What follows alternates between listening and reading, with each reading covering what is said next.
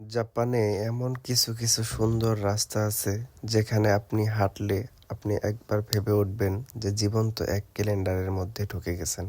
আপনার ঘরে টাঙানো সেই সুন্দর ক্যালেন্ডারের যে দৃশ্যটি, সেই দৃশ্যটির ভিতর আপনার মনে হবে আপনি ঢুকে গেছেন। কিংবা আপনার যে প্রিয় গেমের যে একটা ভিউ আছে বা একটা প্লেস আছে, আপনার প্রিয় জায়গা, সেই জায়গার ভিতর মনে হবে আপনি ঢুকে গেছেন। আপনি যখন এরকম সুন্দর একটা প্লেসে হাঁটবেন, ঘুরবেন, তখন আপনার কাছে ঠিক এরকমটাই মনে হবে যে ইস, জাপানের প্রকৃতি যেরকম সুন্দর, সারাটা জীবন যদি থেকে যেতে পারতাম, চাইলে আপনি থাকতেও পারবেন। আবার আপনার কাছে মনে হবে যে এতটা সুন্দর একটা প্রকৃতি, ইস, জীবনটাও যদি এরকম সুন্দর হতো।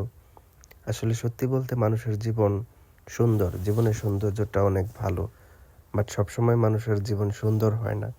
অনেক ক্ষেত্রে জীবনে নানা রকম দুঃখ, বেদনা, যন্ত্রণা সবকিছু আমাদের জীবনকে বিষিয়ে তোলে।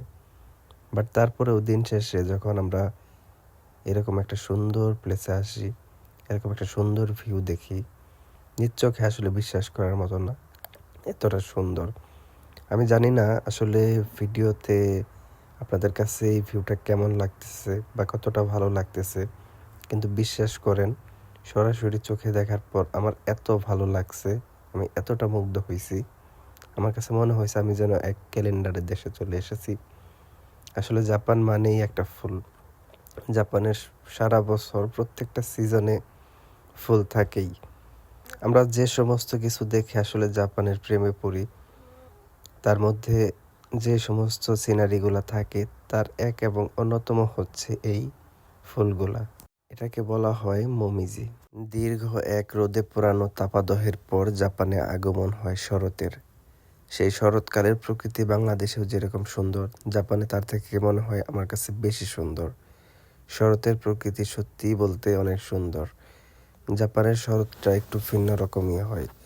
জাপানের প্রত্যেকটা গাছে গাছে ফুল, এবং গাছের ফুলের যে কালার, লাল, হলুদ এবং বিভিন্ন ধরনের কালার ফুল ফুটে থাকে। এবং আমার সামনে দেখতেই পাচ্ছেন গাছের পাতাগুলা ঝরে একদম পড়ে রয়েছে মাটিতে। এত সুন্দর লাগতেছে যেটা আসলে বলার মতো না।